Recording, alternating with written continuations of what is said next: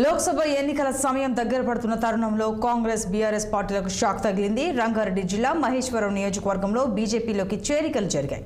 Meerpet municipal కార్పొరేషన్లో 8 మంది కార్పొరేటర్లు కాషాయం కండువా కప్పుకున్నారు. చేవెళ్ల బీజేపీ ఎంపీ అభ్యర్థి కొండా విశ్వేశ్వరరెడ్డి ఆధ్వర్యంలో చేరికలు జరిగాయి.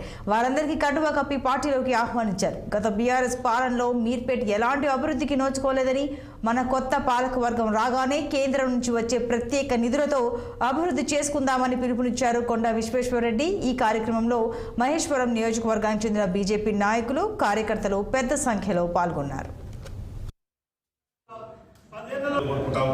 దానికి అనుగుణంగా ఈరోజు సంక్షేమ పథకాలు అమలు కావాలంటే ఈ రాష్ట్రంలో కేంద్ర ప్రభుత్వానికి కేంద్ర కార్యక్రమాలు అందరినీ గెలిపించే అందరూ పోరాడతామని గెలిపించారు. భారతీయ జనతా పార్టీ వైపు ఉండమని వాళ్ళని ఒత్తిడి చేస్తుంటే వాళ్ళు కూడా నిజంగా కూడా 10 ఏళ్లలో కోరుకుంటారు.